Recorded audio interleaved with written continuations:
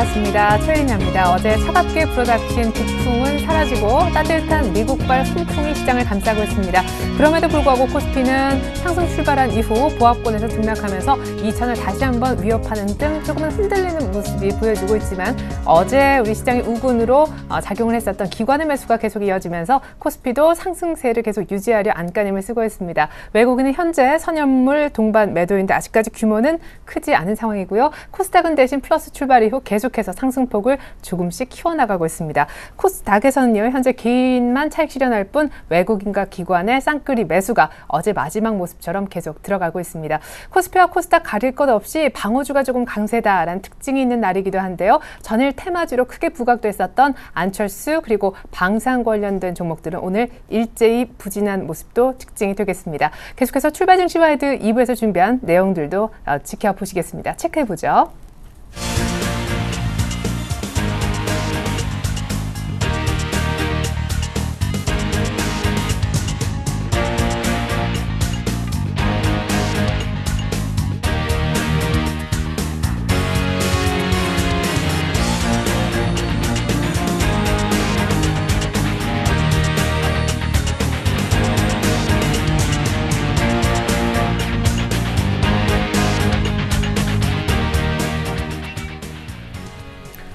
네, 최근에 이 재형저축금리 굉장히 이제 금리 자체가 높아가지고 인기가 많은데 왜 그렇게 높은 금리가 매겨지는지 원리에 대해서도 들어보실 수 있으니까 잠시만 기다려보시면 좋겠습니다. 자, 개장한 지 1시간이 흘렀습니다. 어제와 크게 다르지 않은 수급인 듯도 싶은데요. 전문가는 어떤 생각을 가지고 시장을 대할까요? 수급 얘기 신한금융투자 박재민 PB팀장님과 나눠보겠습니다. 안녕하세요. 감기 좀 괜찮아지셨나요? 네, 안녕하세요. 아니요, 더 심해가지고요.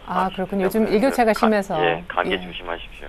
뭐 시장 분석에는 지장 없겠죠? 네. 자, 최근에 일단 기관이 조금 다시 사들어가는 모습, 그리고 언젠가 외국인이 이제는 예전 같지는 않다라는 생각도 드는데 전일 그리고 전전일엔 사실 비차익으로도 많이 들어왔었거든요. 오늘 현재 수급은 어떻습니까? 네, 전일은 비차익으로 기관이 매수가 많이 들어왔었는데요. 말씀하신 대로 오늘은 금융투자, 증권 쪽에 차익 거래가 상당히 좀 많이 들어오고 있습니다.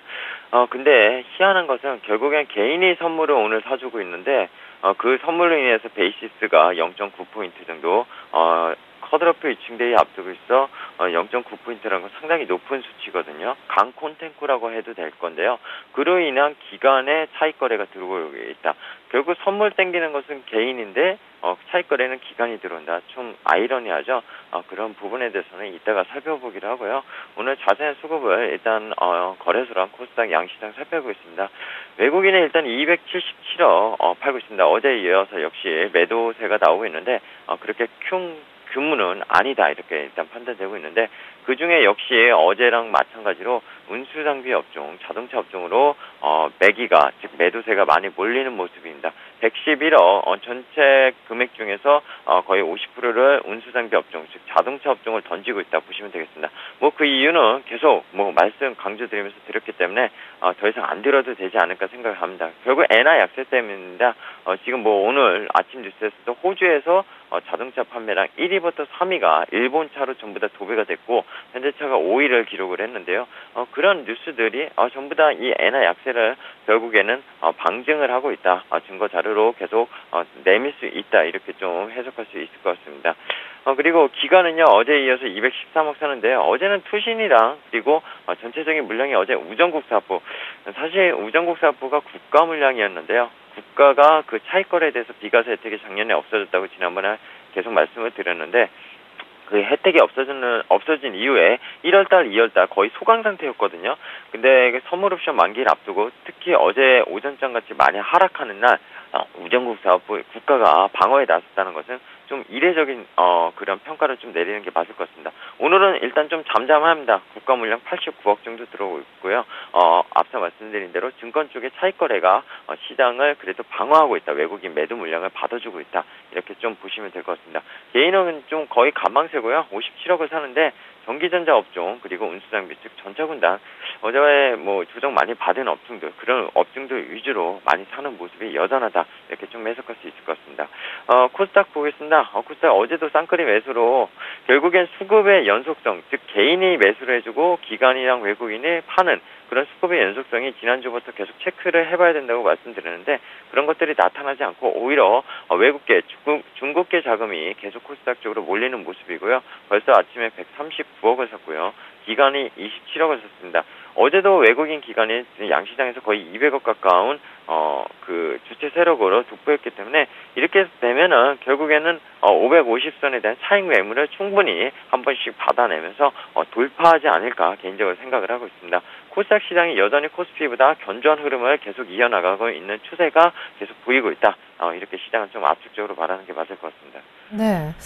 자, 근데 전일 이제 한 61선 정도에서 지지를 받고 올라가고 있고, 일단 동시만기도 이제 이틀밖에 안 남았는데, 외국인들은 크게 뺄 생각이 없는 걸까? 뭐, 어떤 전문가는 사실 빼려면 미리 액션이 좀 나왔어야 되는데, 지금 이 정도 분위기로는 긍정적인 만기까지 기대를 하시더라고요. 지금 외국인, 그리고 기관 개인, 아까 뭐 차익 거래, 그 얘기도 조금 들려주시죠. 네, 일단은요, 제가 한 가지 말씀드리면, 옵션 만기는 1년에 12번이 있고요. 선물 옵션 만기일, 주식 선물 옵션 만기일, 커드로프 위칭데이는 1년에 4번이 있습니다. 3, 6, 9, 10이죠. 근데 그날 옵션 만기일이 같이 돌아오죠, 선물과. 근데 동시 만기일에는요, 보통 변동성이 큰 적이 없었습니다. 과거에 5년 데이터를 봐도요, 항상 옵션 만기일날 변동성이 커면 컸지, 그 선물 옵션 동시 만기일날 주체세력, 기관과 외국인의 어떤 포지션들이 서로 구축을 해놓기 때문에 큰 변동이 없다는 것. 즉 이번 만기도요. 결국엔 지금 선물지수나 코스피 200지수 265 라인에서 계속 행보 흐름을 보이고 있는데 결국 오늘은 자동차가 사실 약세를 보이는 게 정확한데요. 자동차로 기관이 방어하고 있고요. 어제도 자동차 기관이 많이 샀었거든요. 그리고 삼성전자의 롱숏 전략, 외국인이 샀다가 팔았다가 결국에 삼성전자 155만 원 이상에서 샀다가 또 150만 원 밑에서 또 팔고 있는 모습은 상당히 아이러니하지 않습니까? 그런 것들이 결국 선물과 연계된 선물의 어떤 합성 전략이기 때문에 지금은 만기 전까지는 큰 하락도 없고 큰 상승도 없을 것이다 이렇게 예측을 하는 게 맞을 것 같습니다. 즉 외국인은 유동성이 넘치는 한 하방은 크지 않을 거다. 그 유동성이요 계속 말씀드렸지만 전차군단으로 몰리는 게 아니고 경기 민감제로 몰리는 게 아니고 내수제로 몰리고 있다는 겁니다. 그것은 조금 이따 다시 추가적으로 말씀드릴 거고요. 개인 같은 경우에 어떻습니까? 많이 떨어지는 업종 위주로 사는 거다. 그래야 안전해. 근데 이게 잘못된 생각이라는 겁니다. 기본적으로 기관이 그것에 대해서 반박을 하죠. 개인들아 가는 놈이 계속 가는 장이라는 걸 알면 될 텐데 참 어떻게 보면 쉬우면서도 어려운 전략이거든요. 추격 매수라고 하죠 보통. 근데 그게 정확히 말하면요 올리는 가는 말에 달려 타더라도 이격 조정을 주면서 기관들을 겁을 주고 분명히 가는 종목들이 있습니다.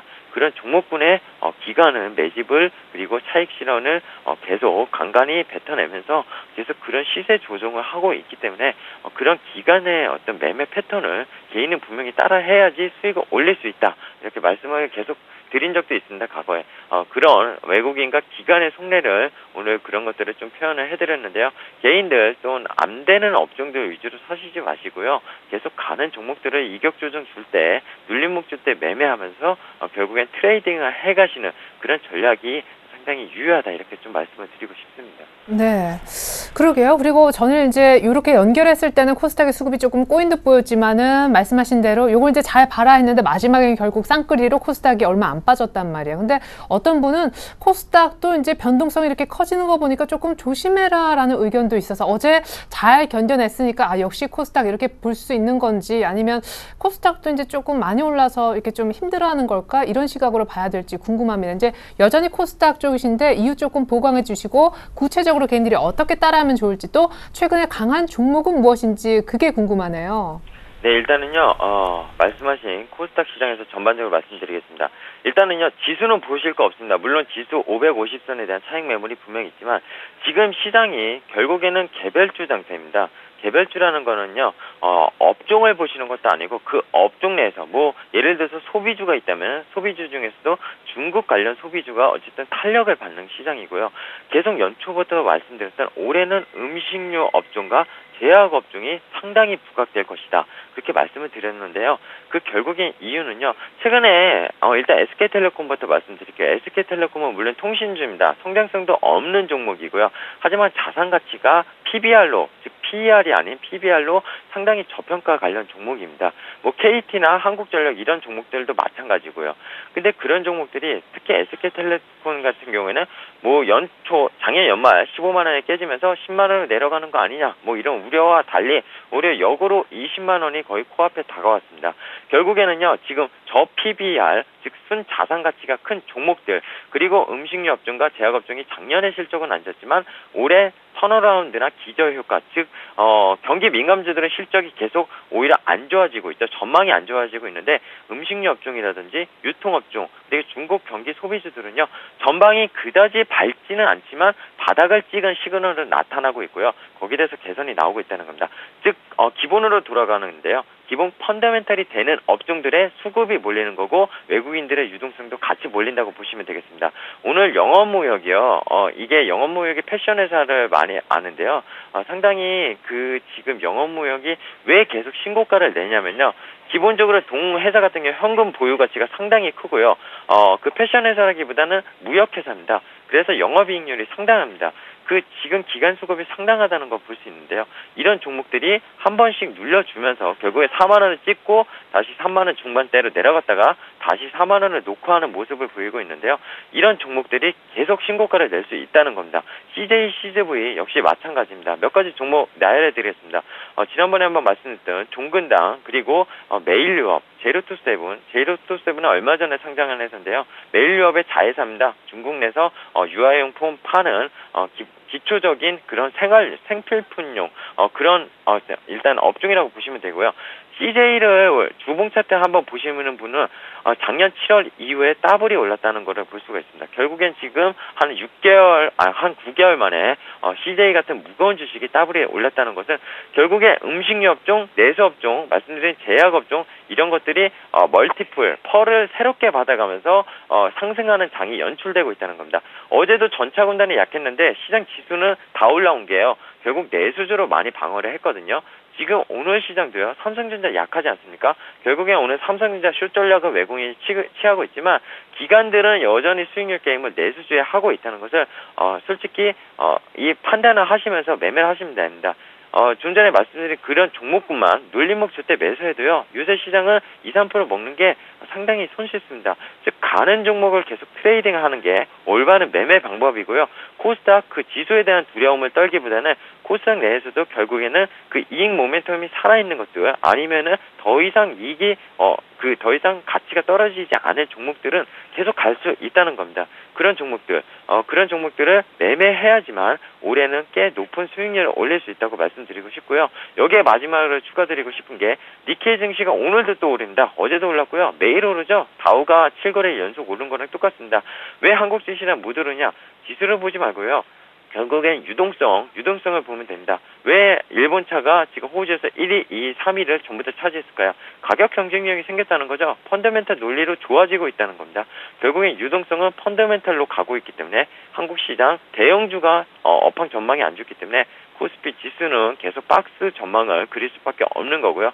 니케이 저는 개인적으로 이렇게 되면은 엔화가 100엔이 넘어가고요. 120엔까지 2, 3년에 만약에 간다고 지금 가정을 한다면 니케이가 12,000 지수가 지금 올라온 것도 아니라고 봅니다. 원전 사태 전에 이제 고점을 다시 찾았는데요. 예전에 니케이가 1980년대 38,000이었습니다. 그러면 지금 12,000은 아직도 바닥이라고 보고 있고요. 엔저가 계속된다면은 추세적으로 니케이 증시 2만이 사실 추세적으로 갈 수밖에 없다고 봅니다. 뭐 이런 지수 일본까지 같이 말씀을 드렸는데요. 결국에는 가는 유동성에 베팅을 하는 게 올바른 투자 전략이다. 이렇게 좀 말씀을 드리고 싶습니다.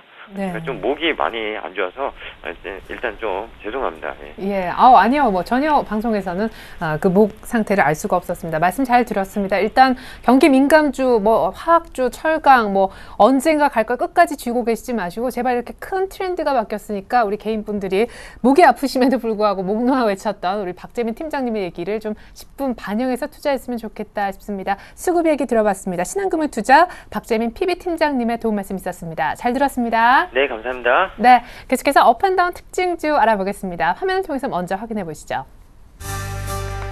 자, 오늘 업종목은요. 오늘 제약 쪽이 괜찮아요. 종근당 앞서 얘기도 좀 나왔지만 그쪽은 계속 신고가를 그리고 있는 쪽인데 오늘 이제 슬슬 신고가 새롭게 내는 시즌도 있고요. 또 소폭이지만 오늘 상승폭은 얼마 안 돼도 역시 차곡차곡 추세적으로 괜찮은 오스템 임플란트도 있습니다. 또 중국 쪽의 모멘텀도 같이 끼고 있는 종목인데 CJ는 최근에 신약 개발에서 미국 또 일본 기술 제휴 얘기도 많이 들리죠. 오늘 갭상 이후에 CJ는 상승폭이 장중 9%나 됐었습니다. 다음 종목은 역시 빅텍과 안랩이에요. 어제 좋았지만 혹은 어제부터 좋지 않았던 빅텍은 오늘까지 추가적으로 부진한 모습입니다. 북한발 리스크가 조금 잦아드니까 또 빠르게 민감하게 부진한 모습으로 바뀌고 있고요. 안랩은 안철수 전 교수가 한국에 들어오기가 무섭게 오늘 장 초반만 조금 올랐을 뿐 거의 떨어지는 분위기입니다. 어제도 사실 막판에 상승 많이 줄였었는데요. 오늘 양쪽 테마 모두 다 좋지 못합니다. 네, 그렇다면 이들 종목에 대한 상승과 하락 원인 들어보고요. 더 중요한 대응 전략까지 확인합니다. 초심 인베스트먼트로 가서 홍일진 팀장님 만나보죠. 안녕하세요. 네, 반갑습니다. 안녕하세요. 네, 먼저 상승 종목인 시젠과 오스템 임플란트, 오늘 차바이오엔까지 바이오 쪽에 다 분위기가 좋은데 특별히 이들 종목이 오르는 원인 어디에 있다고 보시는지요? 자, 일단은 먼저 제약업종에 상당히 좀 강한 흐름이 나타났었죠. 그러니까 지금 보시면은 고령화사에 대한 기대감이 상당히 좀 살아있는 섹터다라고 좀 보시면 될 것 같고요. 그다음에 신약 개발이라든지 해외 진출, 그러니까 지금 제약업종이라든지 의료기기 산업, 그다음에 조기세포 관련주들도 최근 시장에서 상당히 좀 강한 흐름이 연출이 되고 있습니다. 아무래도 이러한 부분 자체는 시대적인 변화겠죠. 그러니까 그동안에 우리나라 사회 자체가 고령화사회는 아니었지만 이런 고령화사회에 좀 진입함으로써 수요나 성장 이 부분에 대한 기대가 상당히 좀 커지고 있다라는 게 확실한 것 같습니다. 그래서 현재로서는 제약, 의료기기, 그다음에 지금 바이오, 그러니까 바이오 섹터 쪽은 일단 수급이 상당히 좀 안정되어 있다라고 좀 보시는 게 좀 맞을 것 같은데 시장 같은 경우는 그러한 맥락으로 좀 보시면 될 것 같아요. 그러니까 지금 유전자를 이용을 해서, 그러니까 유전자 분석을 통해서 질병을 판가름할 수 있는, 그러니까 지금 진단, 그러니까 분자 진단 시약을 만드는 업체죠. 개발에서 제조, 유통까지 모두 좀 담당을 하고 있는데 일단 상당히 좀 중요한 부분 자체는 기술력을 지금 해외에서 상당히 좀 인정을 받고 있다라는 겁니다. 그러니까 지금 오늘 같은 경우는요, 유럽 쪽에 대형 검진센터에 납품을 한다 이런 뉴스가 나타나면서 급격히 좀 나타났는데 이런 부분보다는 아무래도 기술력, 그러니까 지금 미국뿐만 아니고 해외 여러 국가에서 지금 기술력을 인정받고 있다라는 게 상당히 좀 긍정적으로 좀 작용을 하고 있고, 그다음에 좀 전에 말씀드렸던 제약업종, 그다음에 전체적인 바이오 섹터가 강한 흐름을 띠고 있다라는 게 상승의 원인이 아닌가 좀 보여집니다. 그래서 당분간은 이러한 상승세가 조금 더 이어질 수 있을 것 같고요. 아무래도 지금 화학이라든지 철강, 그다음에 IT 자동차가 상당히 좀 지지부진한 상황에서 시장이 어느 정도 안정이 된다면 지금 바이오 섹터에 대한 관심은 조금 더 좀 커질 수 있지 않을까 생각을 하고 있습니다. 그래서 시장 같은 경우도 실적적인 측면을 간단하게 좀 말씀드린다면요, 2009년도에 130억 매출이 작년에 510억까지 급증하는 상태가 나타났었죠. 그러니까 물론 지금 시가총액은 1조 원이 넘어감으로써 PER은 굉장히 좀 비싼 상태에 놓여 있습니다. 하지만 매출 성장이나 실적 기대감은 상당히 좀 큰 상황이기 때문에 앞으로도 쭉 관심을 좀 가져야 될 종목이 아닌가 좀 말씀드리겠고요. 고점 66,000원이겠네요. 66,000원을 돌파함으로써 아무래도 66,000원이 다시 한번 재이탈되지만 않는다면 추세적인 상승도 충분히 가능한 시점이 아닌가 한번 말씀드릴 수 있을 것 같습니다. 그다음에 오스템 임플란트도 좀 말씀드려볼까 합니다. 이것도 같은 맥락이에요. 그러니까 지금 보시면은 고령화 사회에 따른 임플란트에 대한 수요 증가, 그 다음에 좀 플러스 시키자면요, 그러니까 중국 내수 쪽. 근데 이제 오스템 임플란트 같은 경우는 중국 임플란트 시장에서 1위를 차지하고 있는 기업입니다. 그렇기 때문에 앞으로 지금 중국 쪽에서는 도시화를 조금 더 활발히 진행시키겠다, 그러니까 내수 소비를 좀 진정시키겠다라는 부분 발표를 했죠.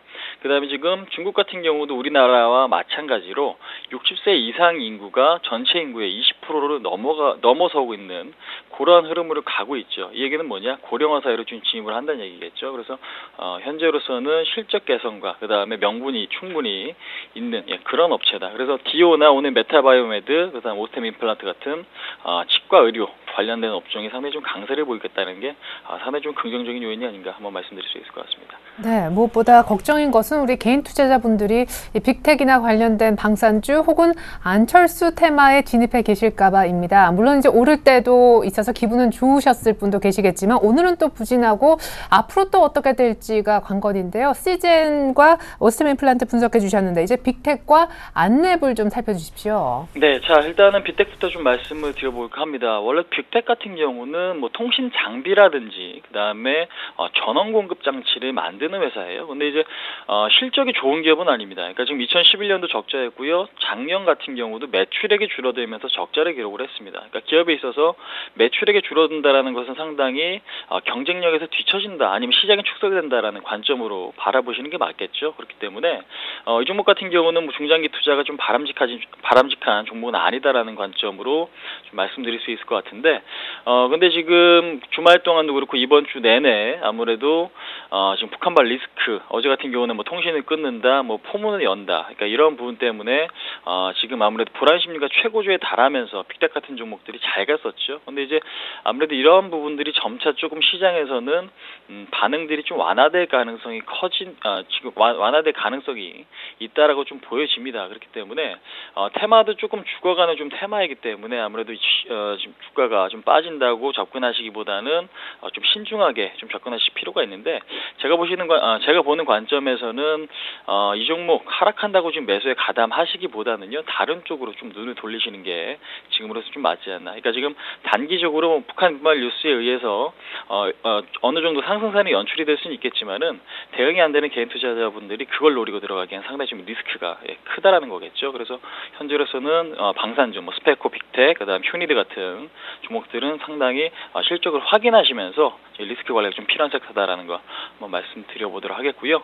그다음에 지금 안랩 같은 경우는 우리나라 지금 보안 업체 중에서 1위 업체죠. 매출액이나 실적도 상당히 개선이 좀 많이 되고 있습니다. 그다음에 최근에는 보안에 대한 중요성, 그다음에 스마트 기기 같은 경우도 보안, 그러니까 키자마자 지금 보안 시스템이 좀 가동된다, 이런 부분도 좀 있었기 때문에 앞으로 실적 개선에 대한 기대감은 상당히 좀 큰 섹터예요. 근데 이제 보셔야 되는 게 지금 안철수 테마로 좀 묶여 있기 때문에 아무래도 이제 안철수 전 교수의 지금 행방에 따라서 지금 주가가 어느 정도 조금 좌지우지 될 것 같습니다. 단기적으로는. 근데 이제 어제 같은 경우는 이제 11일 날 5시, 그러니까 어제 5시에 입국을 했습니다. 그러니까 그동안에는 기대감이 상당히 좀 컸었는데 그러한 기대감이 입국을 함으로써 재료 소진으로서 역할을 했죠. 그래서 오늘 같은 경우도 일단은 낙폭을 줄이는 흐름, 그다음 상승했다 빠지는 흐름이 계속해서 좀 반복적으로 좀 나타나고 있는 상태이기 때문에 개인 투자자분들께서는 덥석 접근하시는 것보다는요,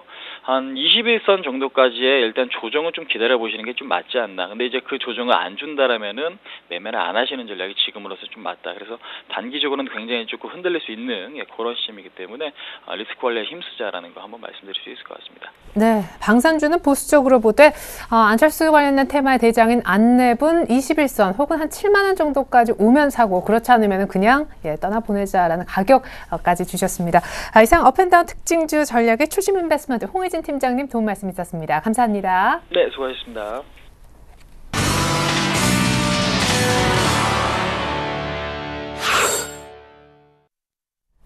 네, 기관의 방어로 코스피도 플러스권 챙겨가는 모습입니다. 코스닥은 말할 것 없고요. 앞서서 전문가들이 얘기했던 알짜배기 오늘장 관련된 전략만을 일단 모아서 한 화면을 만들어봤습니다. 화면 보고 얘기 다시 한번 언급드리죠.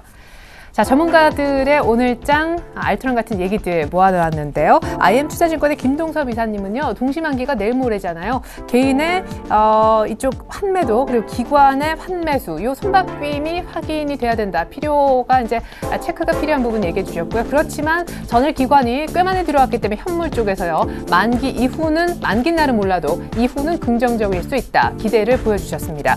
한편 알파라이징 스탁의 정재훈 실장님, 동시만기 전까지는 좀 보수적으로 보자라시면서 실적되는 방어주 매매를 추천해 주셨죠.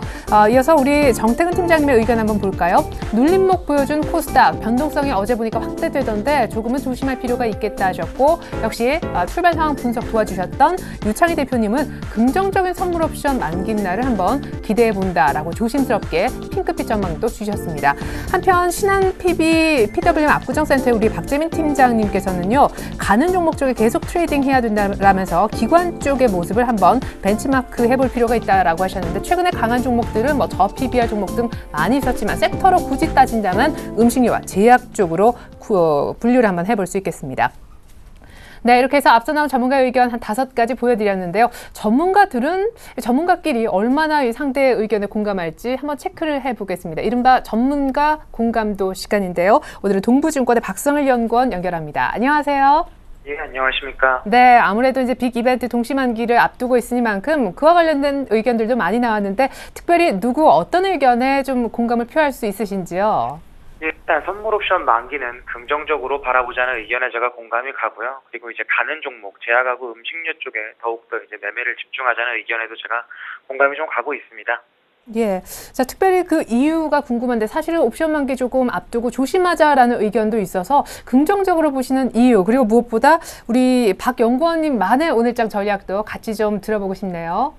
예, 일단 선물 옵션 만기를 긍정적으로 보고 있는 건 3월물과 6월물의 스프레드가 아직까지는 상당히 고평가에 되어 있기 때문에 지금 현재 3월물 청산 물량들은 대부분 다 6월물로 롤오버될 가능성이 높습니다. 그리고 지금 현재 매수 차익 창구 같은 경우에도 지난주부터 줄기 시작을 해서 이번 주까지 꾸준히 롤오버가 되고 있기 때문에 사실 우려와는 달리 만기 때는 현물 쪽에서는 매수가 들어올 가능성이 높다라고 보고 있고요.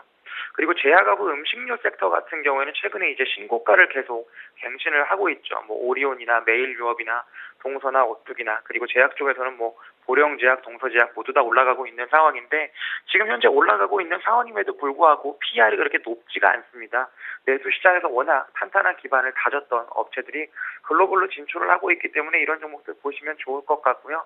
전반적으로 시장은 지금 미국이 계속 올라가고 있죠. 미국과 일본은 올라가고 있는데 우리 시장은 상당히 정체되어 있는 걸로 보이지만 코스닥을 중심으로 해서 수익률 게임이 들어가지 않았나 싶습니다. 그렇기 때문에 코스피보다는 코스닥 시장에 집중을 하면서 신고가 갱신 종목 위주로 해서 매수를 하시는 게 좋겠다라고 말씀드리겠습니다.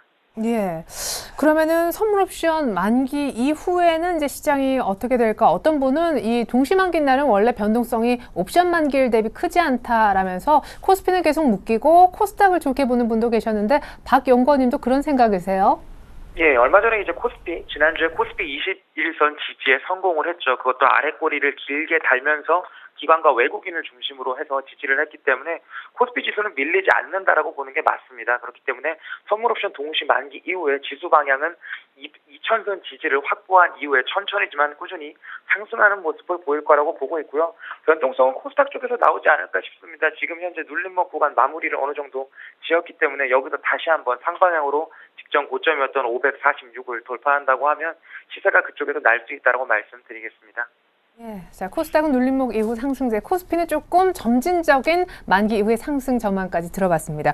오늘장 관심 종목이 아까 트레이딩 하는 쪽에 이제 공감한다 하셨던, 그래서 이제 음식료 쪽 종목이더라고요. 오뚜기 맞습니까? 예, 맞습니다. 음식료 쪽에서 이제 전일 신고가를 갱신한 오뚜기를 말씀을 드리겠습니다. 오뚜기 같은 경우에는 이제 라면을 비롯한 식료품 상태에서 우리나라에서 안정적으로 매출 구조를 확보를 했고요.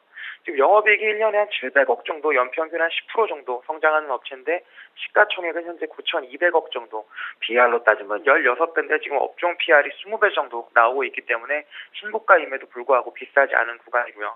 그리고 전일 공시했던 것처럼 미국의 건강기능식품 업체와 제휴를 통해서 진출을 했기 때문에 내수의 기술력을 바탕으로 해서 글로벌 시장에 진출해서 향후 성장성도 확보를 했기 때문에 지금 현재 가격에서 매수를 해서 단기에는 30만 원, 그리고 중기적으로 봤을 때는 35만 원까지도 무난하다라고 보고 있고요. 손절은 아무래도 직전 고점을 돌파했던 25만 원짜리에서 고려해 보시면 좋을 것 같습니다. 네, 문제는 전일도 많이 올랐지만 오늘 갭상승을 동반해서 추가 신고가를 냈다라는 점인데, 매수 가격이 가장 좀 애매해졌습니다. 언제쯤 사면 좋을까요, 오뚜기? 일단은 갭을 메꾸고 갈 수 있는 자리가 분명히 기간 조정에서 나올 수 있기 때문에 26만 5천 원 부근에서 한번 매수해 보시는 게 좋을 것 같습니다. 네, 26만 5천 원 정도의 진입가, 30만 원 목표가 주셨습니다. 오뚜기 오늘장 관심주였네요. 지금까지 동부증권 박성일 연구원과 함께했습니다. 감사합니다. 예, 감사합니다.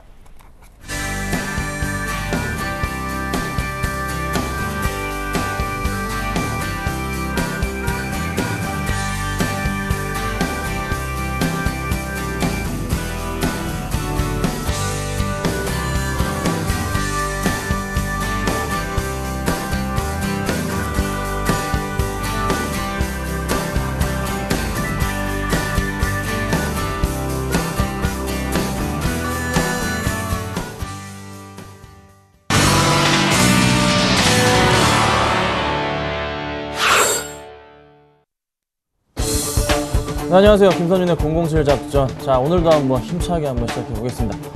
뭐 대북 리스크 완전히 쏙 들어갔고요. 안쪽 수요가도 역시나 그냥 쏙 들어가 버린 흐름.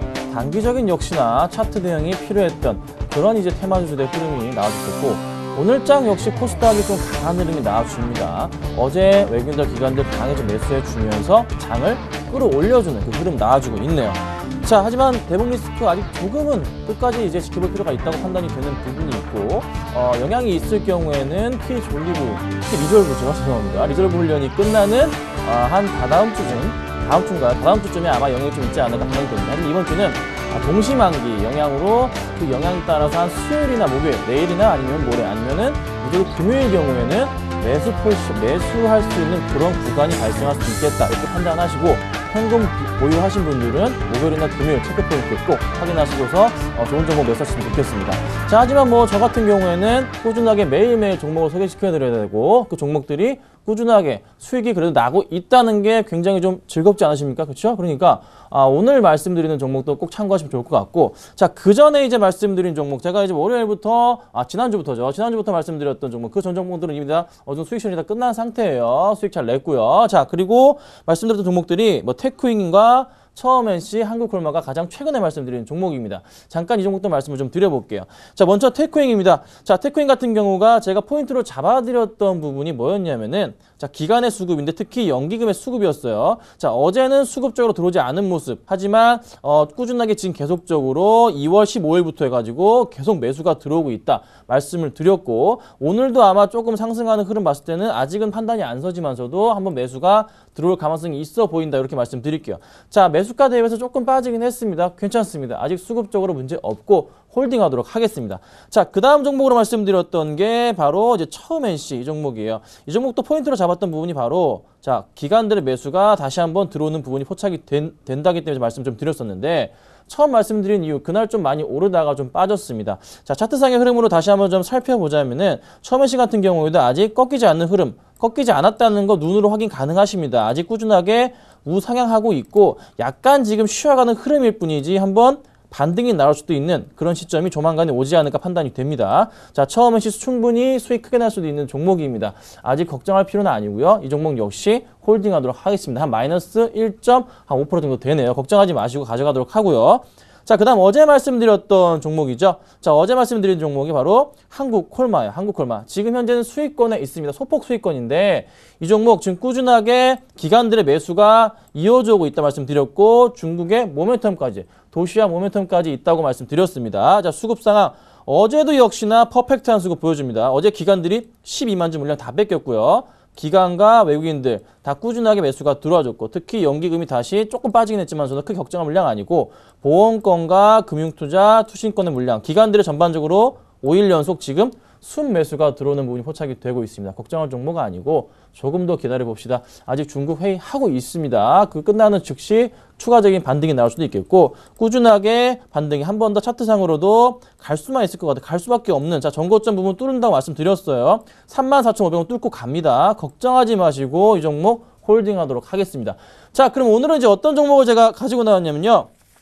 자, 예전에 했던 종목들을 가지고 나왔습니다. 차트가 한 번 더 반등을 주기 때문에 좀 더 먹을 수 있겠구나 해서 판단이 됩니다. 그럼 첫 번째 종목으로 제가 차바이오엔을 말씀드렸어요. 자, 이 종목, 말씀드렸던 종목인데 이 종목 가지고 나왔습니다. 이 종목 예전에 저희가 얼마에 샀냐면요.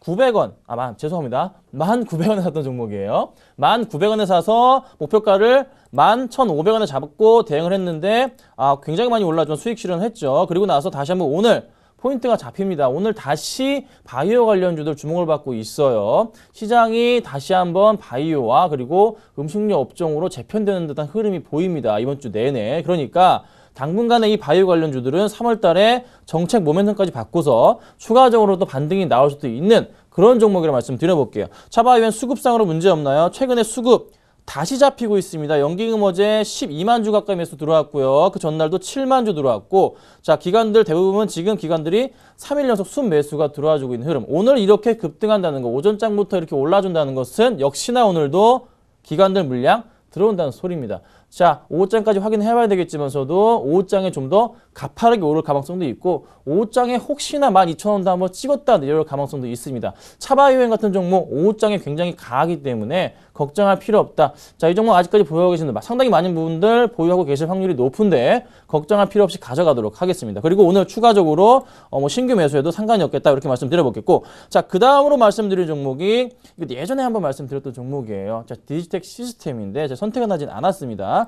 자, 이 종목 지금 특이사항이 발생했습니다. 주가 꾸준하게 상승해 주다가 약간의 횡보 과정을 거치고 약간의 조정을 받은 이후에 반등을 오늘 크게 합니다. 이게 왜 그러냐면은 실적 발표가 있어요. 언제냐면요, 내일 아니면 모레 실적 발표가 있습니다. 실적이 너무나도 좋기 때문이에요. 제가 말씀드린 포인트 하나, 코스닥 기업들 중에 갑자기 3%, 4%씩 오른다. 이거 뭐라고 말씀드렸죠? 기관들 매수 들어온다는 소리예요. 무조건 들어온다는 겁니다. 자, 디지텍 시스템 아침부터 급하게 가고 있습니다. 이 종목 꾸준하게 상승이 가능하다고 판단이 되고 있고, 수급적으로 들어오지 않았던 기관들의 물량 자체가 오늘부터 해서 아니면 외인들의 물량 자체가 다시 한번 강하게 들어올 확률이 높아진 종목이라고 좀 말씀을 좀 드려볼게요.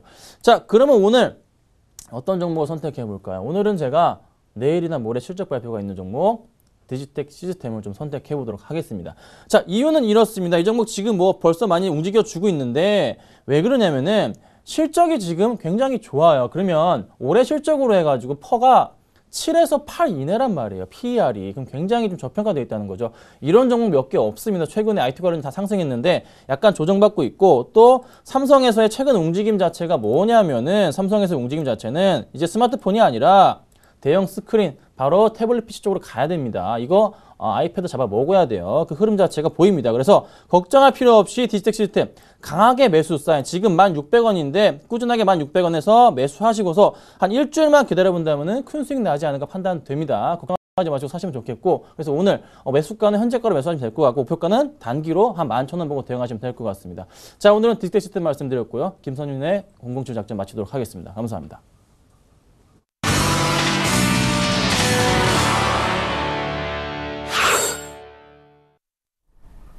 네, 미국도 오르고 일본도 오르고 우리나라는 보합세고, 최근에 우리랑 그나마 좀 비슷해 보이는 나라가 중국인데요. 중국장은 어떻게 출발하고 있을까요?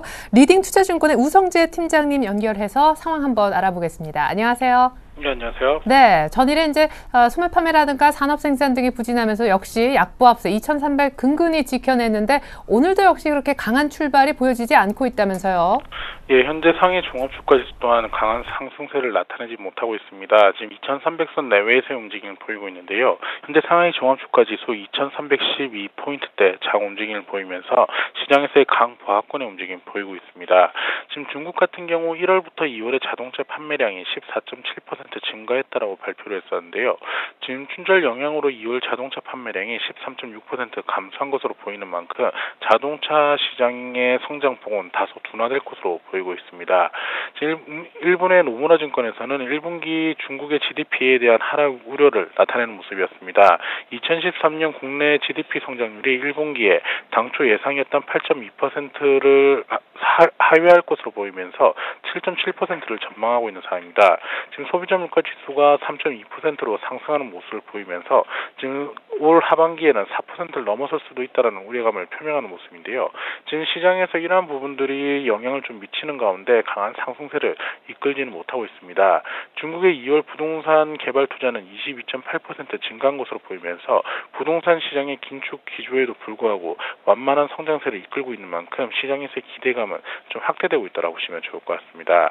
오늘 상하이 종합주가지수는 계속적인 상승폭을 확대하기보다는 2300선 내외의 혼조장세 움직임이 이어져 나갈 확률이 높은 만큼 이러한 부분 염두하시고 접근하셔야겠습니다.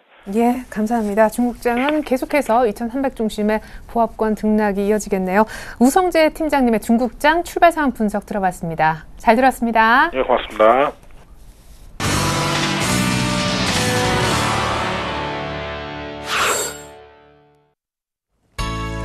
안녕하세요. 이슈 정복하기 김보람입니다. 먼저 오늘 살펴볼 이슈들 소개해드리겠습니다. 재형저축의 고시금리가 시중금리에 비해 지나치게 높아 은행주들의 순이자 마진을 악화시킬 것이라는 우려가 높지만 이는 실제보다 과장됐다는 분석이 나왔습니다. 은행권 관계자는 해지율이 절반에 이를 것으로 예상되고 100% 고정금리 상품이 아니라는 점을 초기 높은 금리가 가능한 이유로 꼽았습니다. 한미 자유무역협정이 15일 발효 1년을 맞이하는 가운데 지난 외국인 투자자가 눈에 띄게 늘어나는 것으로 나타났습니다. 2012년 외국인 직접 투자는 신고 금액 기준 162억 8천만 달러를 기록해 2011년보다 18.9% 증가했습니다. 도착 기준으로도 57.8% 늘어 사상 최고치를 기록했습니다. 올해 한국의 경제활동 참가율이 24년 만에 50%대로 떨어질 것으로 전망됐습니다. 금융투자업계와 통계청, 국회 예산정책처 등에 따르면 한국의 경제활동 참가율은 올해 59.3%를 기록할 것으로 추정됐습니다. 경제활동 참가율 감소는 급속한 노령화에다 경기 침체로 고용시장이 위축됐기 때문으로 분석됩니다. 오늘 자세한 내용은 대성투자자문의 안종호 주식운용팀장과 함께합니다. 안녕하세요. 예, 안녕하십니까. 재형저축의 금리가 예상보다 높다는 반응이 많은데요. 이렇게 고금리가 가능한 이유는 무엇인지 자세하게 들어보겠습니다. 예, 재형저축의 인기가 너무 높아서 그 재형저축 가입이 신청된 첫날 그 국세청 홈페이지 접속이 어려울 정도로 인기를 끌었는데요. 그 이유가 이제 최고 4.6%의 높은 금리를 제시했기 때문입니다. 그런데 통상적인 그 요즘에 적금도 3.2에서 3.5% 정도의 금리밖에 주지 못하는데 어떻게 4.6%의 금리를 줄 수 있는가? 너무 은행들끼리 과당 경쟁이 된 거 아닌가 하는 우려가 있었는데요. 이런 우려에도 불구하고 은행권에서는 그렇게 역마진은 나지 않을 것으로 생각을 하고 있다 그럽니다. 그래서 가장 큰 이유가 중도 해지율이라고 하는데요. 그 한 은행에서 자체적으로 한번 재형저축 가입자들의 어떤 중도 해지율을 시뮬레이션 해본 결과 한 절반 정도, 50% 정도는 중도에 해지한다라고 예상이 되었다고 합니다. 그리고 그 최근에 이제 비과세에다가 소득공제 혜택까지 있었던 장기주택 마련 저축 같은 경우에도 중도 해지율이 40%였고요. 특히 이제 일반 직장인의 경우에는 일반 적금 같은 경우에는 해지율이 60%에 달한다고 합니다. 그래서 이렇게 중도 해약을 하면 약정이자에 못 미치는 아주 최저 금리만 제공하게 되고요. 그러니까 한 예로 이제 국민은행 같은 경우에는 1개월 이상 유지하다가 해지를 하게 된다면 기본 이율인 4.2%의 한 절반 수준 정도를 한다 그러고요. 우리은행 같은 경우도 그 가입 기간 3년 안에 해지를 하게 되면 일반 적금의 중도 해지율, 그래서 아주 낮은 이율을 주기 때문에 그렇게 큰 역마진은 생각하고 있지 않다고 하고요. 특히 이제 그 100% 고정금리가 아니기 때문에 7년 이상 이제 유지해야 비과세가 계속될 텐데 3년 이후로는 그 은행에서 금리를 마음대로 움직일 수 있는 변동금리라는 점이 또 있고요. 통상 이제 재형저축 가입 조건이 연봉 5천만 원 이하의 근로자, 그리고 3,500만 원 이하의 자영업자이기 때문에 이들이 통상 결혼이나 이제 내 집 마련 같은 이제 큰 돈이 들어갈 일들이 많기 때문에 그 중도에 해약할 가능성이 아주 높다라고 합니다. 그래서 이제 금융감독원에서는 최저금리 보장형이나 이제 완전 고정금리형으로 이제 재형저축 상품을 개발하려고 하는데요. 하지만 이제 은행 쪽에서는 이런 상품이 만약 개발이 된다면 은행 쪽도 그런 별 메리트를 못 느끼겠지만 고객들도 이런 완전 고정금리형으로 만들게 되면 금리가 3.2%에서 3.5% 정도 수준에 머물 거기 때문에 별 인기는 없을 것으로 예상하고 있다고 합니다. 네, 이제 오는 15일이면 한미 FTA가 발효된 지 1년을 맞이하게 된다고 하는데요. 이쯤에서 유불리를 좀 따져봐야 할 것 같아요. 예, 그 세계 1위의 거대 경제국인 미국과의 FTA가 이제 우리나라의 경제 패러다임을 바꿀 것이다, 이런 기대가 있었는데요. 지금 전문가들은 절반의 성공과 절반의 그 보충할 점들을 꼽고 있습니다. 특히 이제 극심한 이제 세계 경제 침체 속에서도 우리나라의 그 대미 수출이 늘었고요. 특히 이제 FTA로 허브가 되는 바람에 이제 한국의 외국인 직접 투자가 많이 늘었다고 합니다. 하지만 이제 그 우리나라 중소기업 업체 같은 경우에는 아직 FTA 그 제도를 잘 활용하고 있지 못하고요. 특히 이제 유통구조가 복잡한 어떤 업종에서는 관세 인하 효과가 그렇게 크지 않았던 것으로 나타났다고 합니다. 그 재정부에 따르면은 지난 FTA가 발효 이후 9개월 동안 수출은 전년 동기 대비 대미 수출은 1.2% 늘었지만 그 전체적인 그 글로벌 수출로는 마이너스 2.7%. 그래서 즉 한미 FTA가 효과가 있었던 것으로 나타났다라고 하는데요. 특히 이제 자동차 부품이나 석유 제품, 고무 제품 같은 것은 그 FTA의 그 수혜가 컸다라고 합니다. 그래서 그 FTA가 체결이 되면 이제 오렌지나 호두, 아몬드 같은 이제 식료품 중심으로 이제 수입이 낮아질 거라고 했는데 처음에는 이제 관세 인하 효과가 잘 나타나고 있지 않다가 지난해 중순 이후에 이제 많이 내렸다고 합니다. 그리고 특히 이제 외국인 투자가 눈에 띄게 늘었는데요. 외국인 직접 투자 같은 경우에는 전년 대비 18.9%가 늘었고요. 도착 기준으로 한다면 103억 8천만 달러를 해갖고 전년보다 57.8%, 그래서 사상 최고치를 기록했다고 합니다. 특히 이제 한미 FTA가 체결이 되면서 전북 익산 같은 곳에서는 주얼리 업체들이 중국에서 우리나라로 다시 돌아오는 그런 사례도 있었다고 합니다. 하지만 이제 앞서 말씀드린 것처럼 중소기업 같은 경우에는 그 미국 세관에 한 12개 정도의 서류를 내야 되는데 이런 부분들을 잘 해결하지 못해서 FTA 혜택을 잘 받지 못하는 것으로 나타났고요. 또 하나는 이제 개성공단 같은 경우에 이제 한국산 원산지 문제 같은 것이 밝혀진 정확히 이제 해결이 되지 않는 문제들이 있다고 하고요. 대미 무역 흑자가 커지면서 미국 내에서도 이제 쇠고기 시장 추가 개방 같은 어떤 한국의 통산 압력이 커지는 것도 부담이라고 합니다. 그래서 전반적으로는 지금 1년이 지난 시점에서 한미 FTA 효과를 극대화하기 위해서는 좀 더 체계적인 시스템이 정착되어야 할 것으로 본다고 합니다. 한편 올해 우리나라 경제 전방 희망적인 것이 별로 없는 상황인데요. 그런 가운데 경제활동 참가율도 50%, 1980년대 순위로 떨어질 것이다라는 전망도 나왔다고 합니다. 그 원인은 무엇인지 좀 간략하게 짚어보겠습니다. 예, 그 베이비붐 세대로 경제활동이 우리나라는 그 1990년대 이후 줄곧 60% 이상으로 있었는데요. 그 최근에는 올해 들어서 50%대로 내려앉을 거라고 합니다. 통계청에 따르면 올해 경제 참가활동 참가율이 59.3%로 줄을 것이라고 하는데요. 이것은 이제 그 1990년대 이후 최초라고 하고요. 올해 경제활동 인구도 15년 만에 처음으로 성장세가 꺾일 거라고 합니다. 이런 현상은 첫 번째가 고령화 때문이라고 하고요. 두 번째가 학생이 너무 많기 때문이라고 합니다. 그래서 학생들이 그 학력도 높아지고 또 학교에 있는 시간도 점점 늘어나는 것들이 이제 문제가 되고 있는 것이라고 하고요. 그리고 또 세 번째가 여성들의 이제 그 경제 활동이 안정적이지 못한 것이라고 합니다. 여성들의 이제 경제 활동 같은 경우에는 최근에는 20대 활동률이 남성보다 앞서는 그런 모습을 보였지만 30대가 들면은 육아 출산 때문에 그 경제 활동이 포기하게 되면서 여성들의 경제 활동이 여전히 불안정한 그런 상황에 계속 있다고 합니다. 그래서 결국 경제 활동 참가율을 높이려면 경제 활동에 참가하는 인구를 늘려야 되는데요. 그러기 위해서는 이제 마이스터 고등학교처럼 청년들이 일찍 취업 시장에 나올 수 있게 한다든지 아니면 여성들에게 실효성 있는 출산 육아 정책을 펴서 안정적인 경제 활동을 하고 또 이민 정책 같은 것도 거론되고 있다고 합니다.